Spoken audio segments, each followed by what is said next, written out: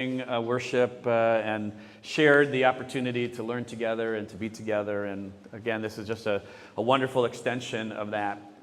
I know we don't have a lot of time. Biblical law and theology, this is a semester course you entered into this morning. I'll try to make this as succinct as possible. There's quite a number of ways to do this, and I hope that this actually will be the beginning of a conversation. I'm available to answer questions a little bit today. If you do have further questions, ask Rabbi P at Gmail. That's my email. So if you have a question, just ask Rabbi P. I was thinking the last time I gave a presentation here was for Passover, I think, a number of years ago. And I was chuckling to myself. There used to be crosses on the... Right? Did I remember that correctly? Right? And I was just laughing to myself as I sort of channel my grandmother of blessed memory. She'd be chuckling as I give a talk about Passover with crosses in the background to a church. It's good for her. It's okay. It's all right. So I'm here in Dallas. August will be my 19th year at Temple Shalom, and again, I'm delighted to be in the community with you, and I'm sharing in our geography and sharing in our mission work.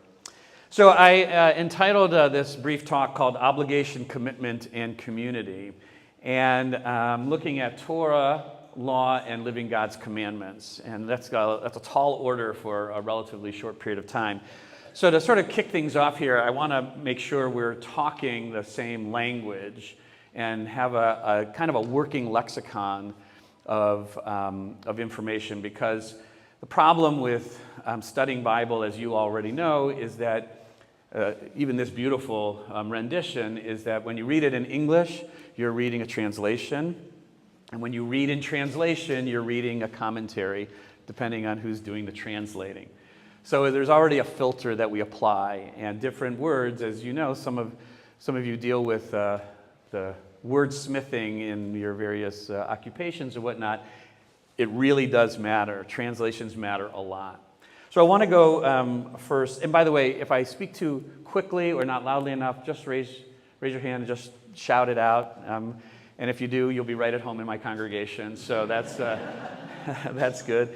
And if there's a question while I'm going, you don't have to wait and be polite. It's okay. Just let me know. So I want to take a moment to define some terms that we'll be using. I'll be throwing around. The first one is the word Torah. This is a Hebrew word. Torah does not mean law, and it's a really important distinction to make. The word Torah, as you see, means instruction, lesson, insight. Teaching is sort of the most common idea. And the Torah itself, Genesis through Deuteronomy, that's the Torah part of the Hebrew Bible, uses the word Torah, right? So the Torah uses, I don't know what kind of idea that is. There's some word for that, I'm sure. But it uses the word to describe itself, as it were, and never does it call itself law. There's a different word for that. Right? So Torah means instruction. It can mean a specific instruction, or it can mean in general, like the Torah of being in community, like sort of a generalized idea. Okay, number one. There is a Hebrew word for law, and the word is halakha. The word halakha is sort of an interesting word because it comes from the Hebrew word to walk or to journey. And so the idea behind Jewish law is that it's a journey. It's an endeavor that we work on. It's also the name writ large of the Jewish legal system, halakha. Okay, it's an important piece of information.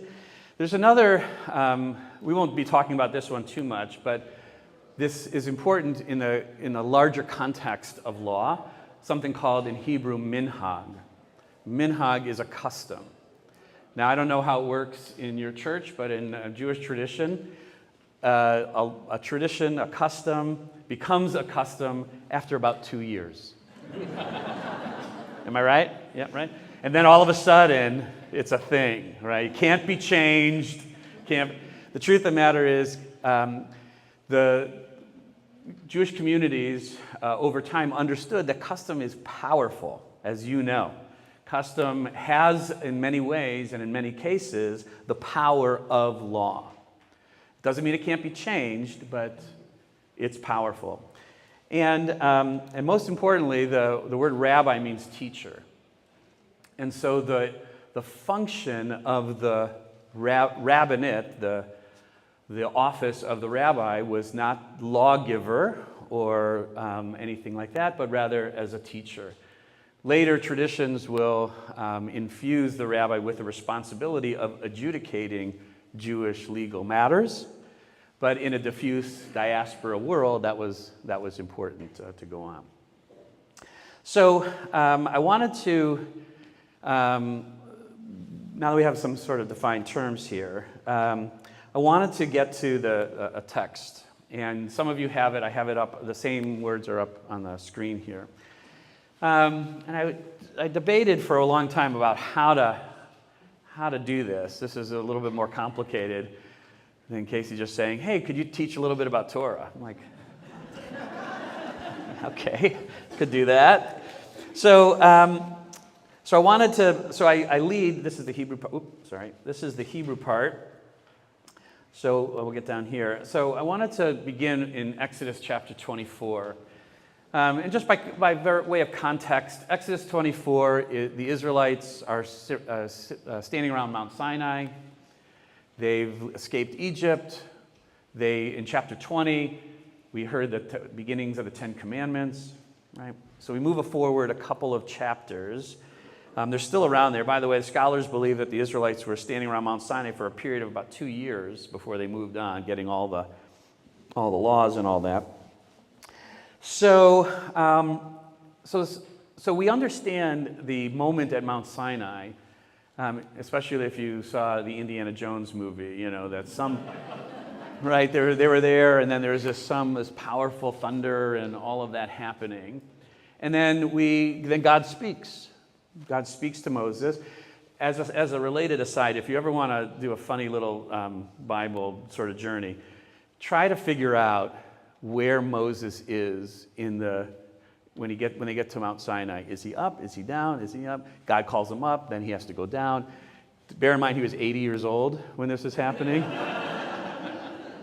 Poor guy who had a rough time. So we understand by context that God somehow speaks, right?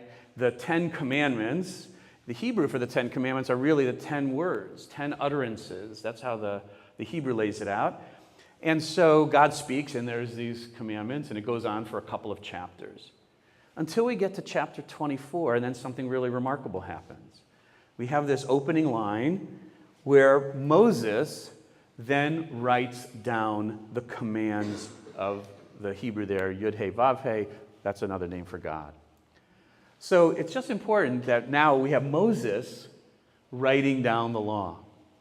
Now, we might infer, and we'll give him a little bit of credit, that whatever he heard for 4 chapters, he wrote down. Now, I don't know about you, but when you go to your book club and you're listening to someone read 4 chapters, I guarantee you're not writing down word for word what's going on. But we'll give him the credit. He was 80 years old after all. He was pretty sharp. So he writes down all the commands. After God sort of spoke them, I guess, sort of. Okay.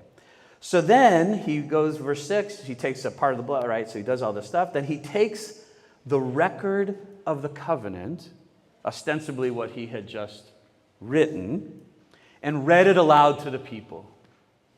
And they said, all that God has spoken, we will faithfully do. It's the first time in the history of temples or churches that that's ever happened. I know how it works, right? Exactly. So then Moses, he's using blood, dashes it on the people as a way of consecrating them in a certain way. And then says, this is the blood of the covenant that God makes with you concerning all these commands. One other word that I think I forgot to include here is the word mitzvah. You may have heard that word before. The word mitzvah doesn't mean law either. It doesn't also mean good deed, as it's sometimes translated. Mitzvah means commandment. And the inference here is that particularly for those who are in the military, when the commander commands, he commands a commandment. Right? So the leap to making that a law is not a big one, but it's a distinction worth noting. So he dashes all the blood on. This is the covenant, right? This is this relationship that we've read. Everyone's in it. And then Moses and so on, they ascended and they saw God, whose feet was like the likeness of sapphire. You can read that. They came up and wait there. And then, verse 12, God says to Moses, come up to me on the mountain and wait there. They were kind of already up there already. And I will give you the stone tablets with the teachings, Torah, and commandments which I have inscribed and instructed. So the question it begs a little bit, well, who gave what words to whom? If Moses, what was the force of Moses writing them down if God is going to give them to him anyway? So now, and God forbid, if I could say that, you have the things that God gave and the thing that Moses gave. So what were the people faithfully saying that we will do? Which ones? I don't know the answer to that. I just hold it out there as a bit of a mystery. Something was going on Mount Sinai. God and Moses and the 70, they were there. They heard, they ate, they were at God's feet. The people heard these words in some form that Moses gave to them, but then God gave them this other thing. Was it the same? I don't know. Bless you. Moving on. That's just a curiosity. In the next text, this fast forward several thousand years to a time of between the 1st and the 7th centuries of the Common Era. There is a massive collection of Jewish legal work called the Talmud, 66 volumes of law and commentary that was compiled over the centuries. And the Talmud is continued today to be sort of the basis of Jewish legal discussion. It's complicated. It's like if you've ever taken a constitutional law class, right? It's a little stale. You got to understand, and it's an insider's book. It's like lawyers talking to lawyers, so it's a little complicated. But in one volume, we get this incredible teaching. In the very first teaching, Moses, the Talmud tells us, Moses received Torah from God at Mount Sinai. How did he receive it? What exactly did he receive? What was the content and so on? A bit of a mystery. If you'd like to read my rabbinic thesis, I can tell you, I did my thesis on this actually, that by way of sort of demonstrating how not linear the progression and chronology of giving was, and who was doing what. My thesis attempted to examine the commands that God gives to Moses, and then what Moses does with that. Sometimes he listens, sometimes he adds stuff, sometimes he detracts stuff. If you read Exodus 19, verse 15, in preparation for the revelation at Mount Sinai, God tells Moses, tell the people to get ready, 3 more days and something special is going to happen. Wash their clothes, prepare themselves, don't go near the mountain, right? Gives them these very specific set of instructions. Some of you know what's coming, right? So Moses comes down, tells the people, don't go near the mountain, prepare yourselves for in the 3rd day, wash your clothes, and anybody know what comes next? Don't go near a woman. This is clearly not what God said, right? I didn't make it up, right? So where did this come from, right? Now, you might infer that since God doesn't punish Moses, maybe God's like, oh yeah, that was a good idea, or something. Wish I thought of that, So that was the sort of basis of my thesis. Wait, how is Moses saying these things? And then if the people respond, all that we hear and all we will faithfully do, what exactly are they agreeing to? Whose words are they agreeing to? So just as by way of example. So Moses receives Torah at Mount Sinai and then transmits it as the rabbi, as the teacher, to Joshua, his faithful lieutenant, who then, when Moses dies, he passes it on to this group of people called the elders, right? The leaders of the various tribes and probably some others. And the elders to the prophets, the later prophets as we know them, and the prophets to the men of the great assembly, which were people who lived somewhere between the 5th and 3rd century BCE. And then out of that transmission of Torah, the teaching, comes this great teaching. Be patient in administrative justice, raise up disciples, and make what is called a fence around the Torah. Fence around the Torah is a euphemism for don't even getting close to doing something that the Torah says you shouldn't do. Right? There's a custom that on the Sabbath you shouldn't play the piano. Right? Why? Not because music is bad, but because, God forbid, the piano should break. You might be inclined to pick up a hammer or a screwdriver to fix it, and fixing something is prohibited on the Sabbath. So, don't play the piano. That's a real thing, by the way.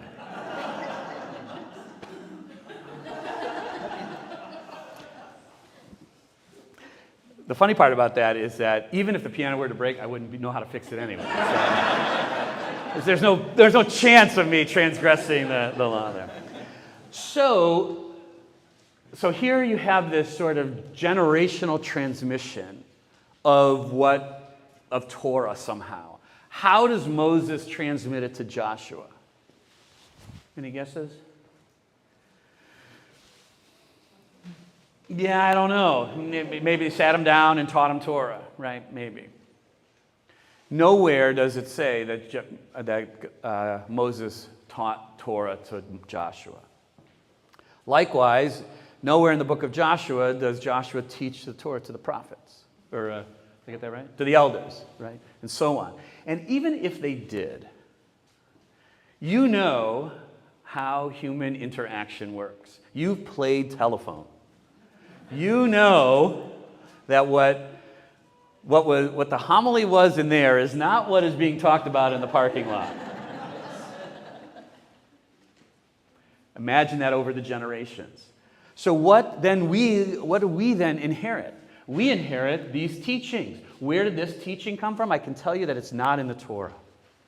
By the way, the next verses, chapter 1, verses 2, 3, there's 14 more of these teachings, which is kind of a cool thing, actually, because the Torah that they inherited led them to a certain teaching in some way. When I teach this, I always add a 15th line, like what's our Torah? What's our teaching? What's the instruction that we learned from the generations that came before us? It emanates from Moses on Mount Sinai, but by the time we get it, it's something different. It has to be something different. Okay. Going back to Bible for a moment, we go back to Deuteronomy chapter 29. This is a really amazing verse. I love this chapter. The Israelites, 40 years in the desert, find themselves on the east side of the Jordan River, ready to go in. Moses is giving the final swan song and teachings about this new generation of the people, what they need in order to go into the land and get their lives together. He's not going to be able to be with them, but in chapter 29, he makes this amazing sentence, and the tense of the sentence matters. Moses says, you stand, you plural people, stand this day. All of you before God. Right? All these people to enter into the covenant which God is concluding with you this day. Says it a few more times. What's the day? This day. It can be read past tense and present tense, and indeed, in a certain sense, future tense as well. This day I'm concluding so that establish with you God's people in order to be your God as promised, right? This is the fulfillment of the Genesis promise. I make this covenant, and here's the important part, with all the things, not with you alone, you people here, but those who are standing here today and those who are not with us today. And that's not with the people who died. That's with the people who will come. So the people who are not with us this day are obligated in the future to this Torah thing, which we're not quite sure what that is. Really amazing, right? In one fell swoop, obligates the people to continue the process of Torah somehow, to continue that transmission from one generation to the next. Those who aren't even here, they're part of Torah as well. And then, this part. This is really remarkable. So, how are we doing? Okay, good.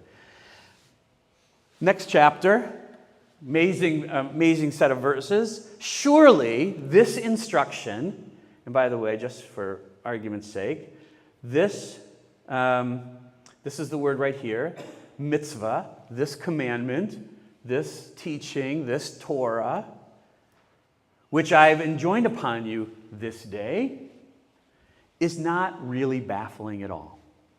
It's not beyond reach.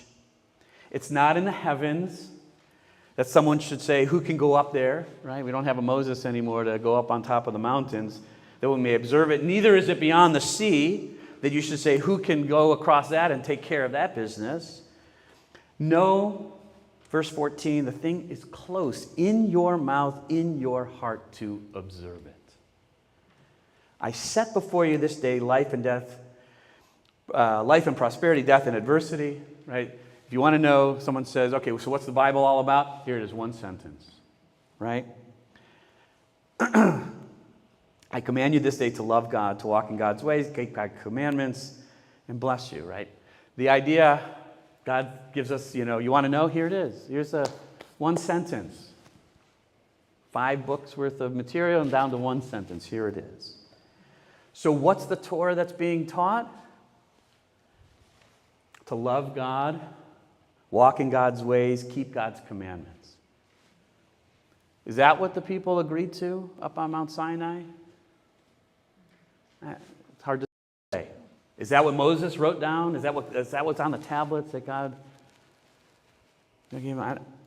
Finally, Moses sort of says, here it is. Here. You want to know what to do? You want to know what the thing? Here it is.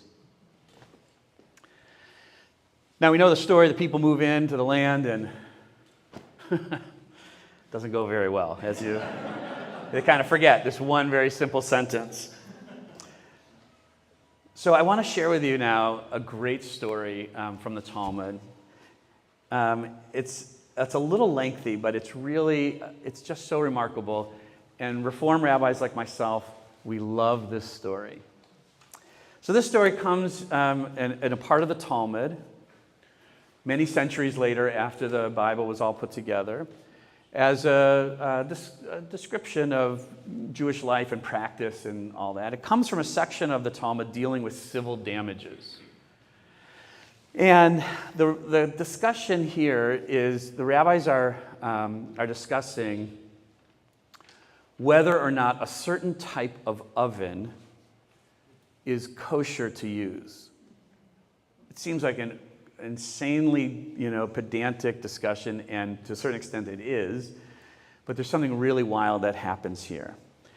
So I'll sort of break this down for you. So there's this oven that if an oven is broken, like has broken pieces in it in its construction, it does not transfer impurities. Right? So the rabbis are discussing a certain kind of oven that looks like a beehive, kind of a dome kind of a thing. Anyway, that's sort of the sidebar, but here's how it works. So here we learned in this one teaching that if one cut an earthenware oven widthwise into segments and placed this thing in between it, this one rabbi, Rabbi Eliezer, says it's not okay to use. You can't use it.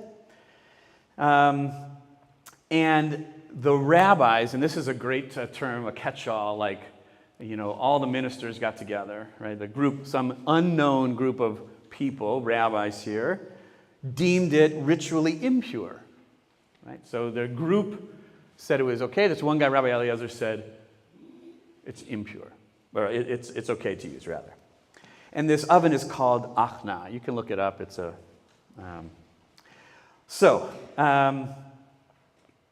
so we're going to go skip down here. So the sages taught on a certain day, they were discussing this matter. And you just got to imagine this scene, right?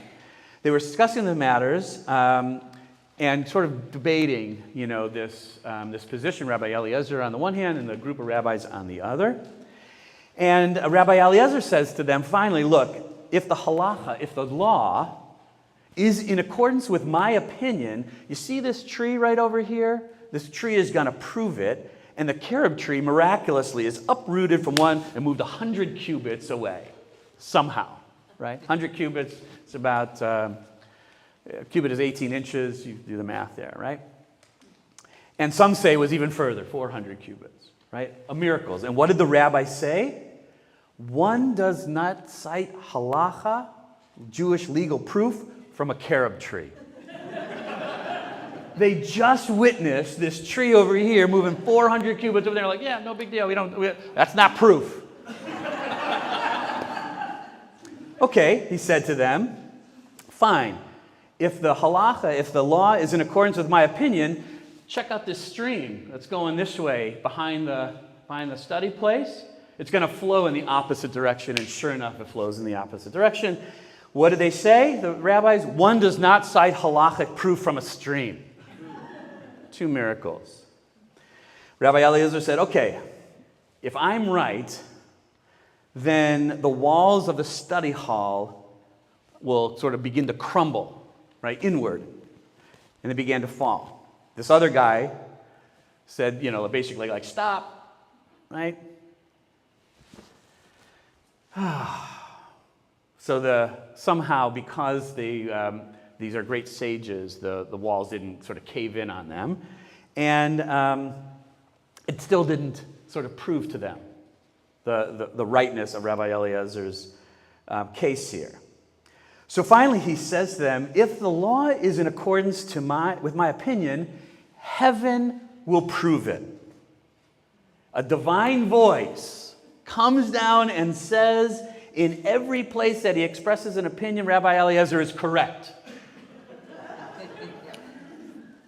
The leader of the group, this guy named Rabbi Yehoshua, he stands up and he says, as it is written in Deuteronomy, we just read, it is not in heaven. A voice just came down and said, Rabbi Eliezer is right. And they're like, nope, no voices in heaven. Why does Rabbi Yehoshua say that? Because in Deuteronomy it says Torah was given not in heaven, but here on earth. It's not too far away. Okay, so scene ends. Another rabbi encounters Elijah the prophet. Elijah the prophet in Jewish tradition is given a consolation prize. If you remember after 2 Kings 19, when he has nervous breakdown, I guess, or something like that, and he's the only person in the Hebrew Bible to go back to Mount Sinai. And what does he say when he gets to Mount Sinai? God says to him, what are you doing here, Elijah? And he says, God, you will not believe. I was with Queen Jezebel. And God said, I know what happened. Why are you here? And he misses the point. And in missing the point, he's demoted. He's the only prophet to be demoted. He hands his leadership off to Elisha, right? And then he's whisked off to heaven, where Jewish tradition claims that it's like the ultimate consolation prize. You did good most of your work, but you don't get to sort of lead the people anymore. And Elijah is invested with the authority of determining all kinds of complicated answers in the time of the Messiah. He'll announce it, and all these answers will be revealed. And every once in a while, he appears. And in this story, he appears to Rabbi Nathan, who are talking about this scene with the rabbis. So Rabbi Nathan says to Elijah, what was God doing when this argument was going on between Rabbi Eliezer and the rabbis? Elijah says to him, and here's the great line, the Holy One, blessed be he, smiled and said, my children have triumphed over me. My children have triumphed over me. Now, we Reformed rabbis love this sentence because ultimately the Torah is not in heaven. And even when a divine voice, even when God himself comes down and says, Rabbi Eliezer is right, we're like, we'll get back to you.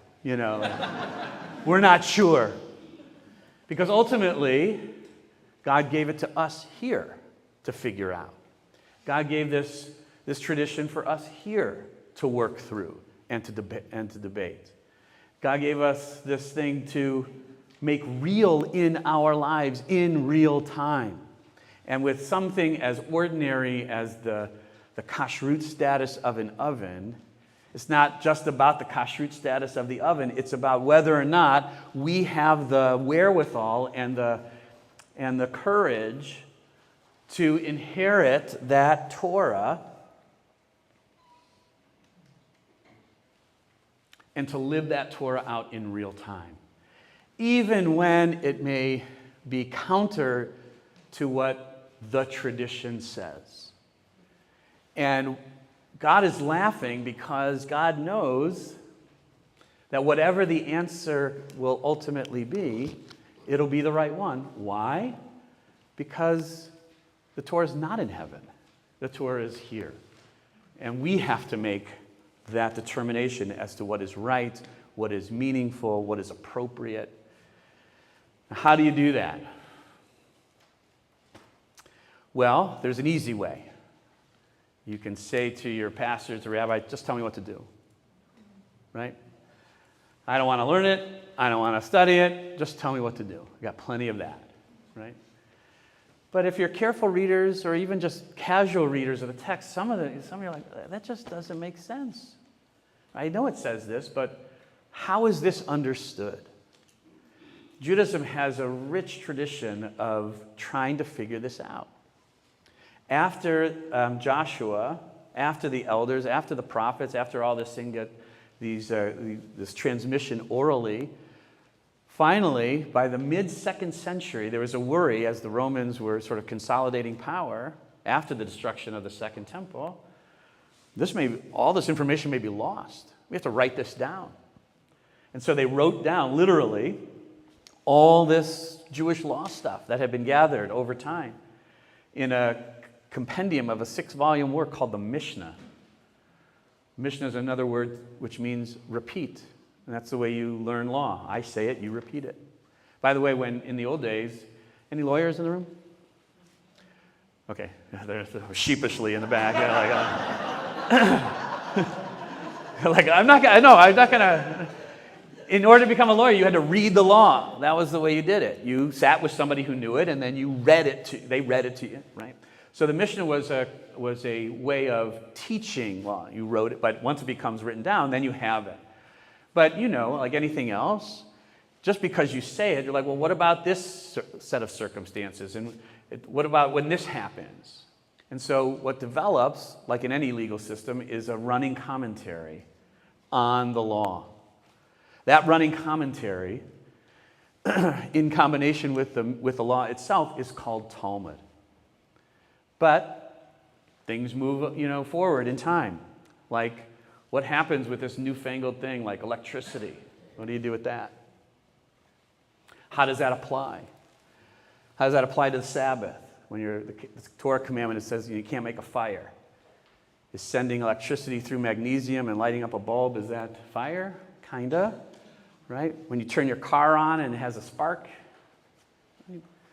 So that kind of matters, but the Talmud didn't have that kind of consideration.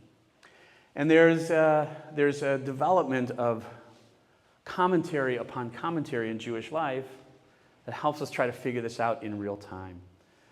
People wanted to know, what do you do when X happens? And so they wrote a question to a legal authority who then responded. And all those are collected, believe it or not, in these collections. They're called teshuvah. They're these voluminous things about the most mundane, silly stuff. But that matters. And for anyone who studies the law, it matters. The law itself, the particular situation matters, but the context of an ongoing conversation and an evolving awareness and revelation is critical. All that really matters. Now, the problem with the Jewish community is that once the Romans got into power, and even before that, sending the Jewish community all over the world, there was never a centralized authority. Every rabbi, every community became their own community responsibility. So what you're hearing today from me may not be the same as if you get somebody else coming in and telling you. As a matter of fact, I can pretty much guarantee that. Yeah. Excuse me. I don't say it a lot, and I certainly don't say it out loud, but I think I'm right about this one. Yeah. So you'll hear people talking about, well, God said, this is what the Bible said this. That's true. Sort of. A careful and critical analysis sort of says, well, yeah, kind of, sort of. I'll give you one quick example unrelated to legal stuff. In Genesis chapter 4, a Cain and Abel story, depending on your version of your translation, you know the story, Cain and Abel, right? In the classic English translation, the verse literally says, Cain said to Abel, ... There are 3 ellipses in the text itself. And they were in the field, and Cain killed Abel.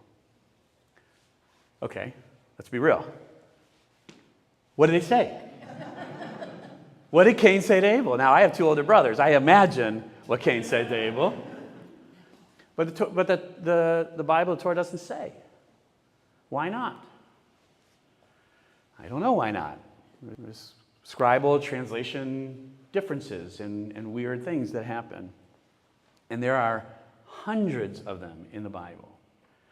There's a tension between the written word in the Hebrew and the way it's pronounced. There's a Bible that will lay that out for you. Sometimes the way we pronounce words is not the same way as we spell them, and it can change the context of what's going on.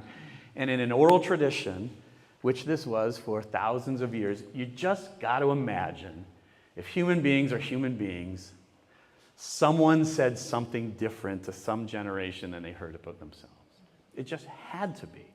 Now, once it gets written down, that's a different thing. But what was written down, by the time it gets to written down, was that what was heard on Mount Sinai? Being a Western, rationalist, post-Enlightenment, postmodern person, I have to give it some doubt. I just do. But it doesn't change the veracity of the claim that Moses received some kind of instruction on Mount Sinai. No doubt, 100%. And whatever that instruction was, he passed it on to Joshua. And however Joshua heard it, he transmitted it to the elders to the prophets to the men of great assembly, and so on, and so on, and so on. And it does not change the power of that moment at Mount Sinai.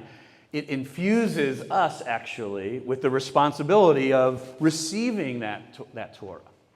We are part of that tradition that received Torah. And now we have the grave and serious responsibility of doing something with it. I do this exercise with my 10th graders, and here I'll end at the lesson. I bring in this football, and it has the tradition written on the side. And I spread them all over the room, and I give them this text. I'm Moses. I received the tradition from God, and I throw it to Joshua across the room. And there's 13 more verses of this, and it's throwing. And every time they drop it, we have to start over, right? And it's funny, but it works every time that some of the kids says, "You dropped the tradition." And I'm like, exactly, right? And what happens when you drop the tradition? Well, you can pick it back up, but it's a lot harder than it is to, gently, and if you throw it as hard as you can, that's one thing, right? So this tradition, as meaningful and significant as it is, could be dropped. We've received it. Now what do we do with it? We've got to figure out what it is. We've got to figure out how it works. We've got to figure out what it means. And then we have to transmit that.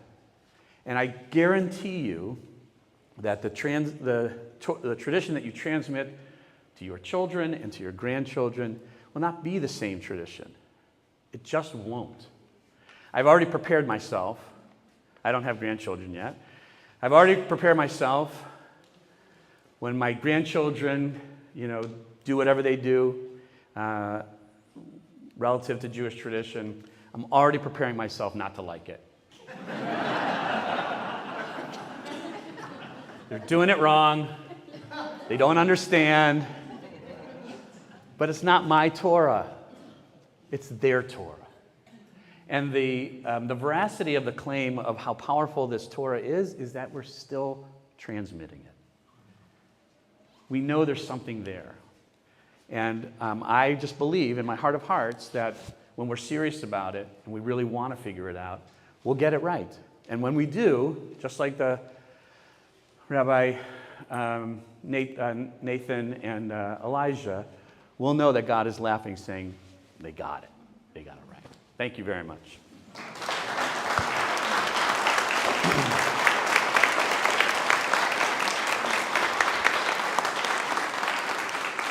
So any questions? I'll take a couple before we conclude. I know I went a little bit over, but yeah, please. You mentioned different rabbis. Yeah. Different range. If it was somebody on the more orthodox range, Yeah. just give a couple ways in which Yeah, so my more traditional colleagues will tell me that I misunderstood this because they analyze within a very narrow context this material. For them, God had to reveal Torah to Mount Sinai, all of it, unbroken, for it to make sense in an Orthodox with a small o kind of world. You can't have human convention in that equation. We're prone to error and mistranslation. God doesn't mistranslate. Okay, I get that, right? That's a need you have. That's a sort of how the building block. But the way I just read it, the rabbis were so inventive. Quick explanation. So when the second temple was destroyed, there was a real theological problem. Where to do sacrifices? The main institution of Judaism is in rubble. Where are you going to do it? There were two choices they had. They could fold up shop. It was a good try. We tried for all these years. It's no longer. Or we could reinvent ourselves. My rabbinic hero of the time, Rabbi Yochanan ben Zakkai, he's like, we're not giving up. He talks to this guy named Vespasian, who later became Caesar, and said, listen, if you just let us set up a little school, we'll pay our taxes. You won't have to worry about the Jewish community. Vespasian says, okay. And they recontextualize words of Torah to mean not animal sacrifice. God doesn't want us to kill animals, but to pray and study. That was a major innovation. Now, my Orthodox colleagues will tell you that was revealed at Mount Sinai. Okay. I can tell you, I feel pretty confident that wasn't revealed at Mount Sinai, but that's me. Were it not for Rabbi Yochanan ben Zakkai, I'm pretty sure Judaism would have faded. But by being able to carefully and creatively sort of say, no, this godly service, because that's what the Torah uses to describe sacrifice, doesn't mean sacrifice qua sacrifice, it means service. So how do we service God? We pray, we study, we do these other things. That avodah, that sacred service meant sacrifice in their day, but in our day, it means this. And both of those are possible, and to a certain extent, I suppose, necessary. In my worldview, tradition, training, I sort of see it a little bit more critically than that. Yeah. Great. So. Those who want to stay and engage further, please do. Let's give Rabbi Paley one more. Thank you so much.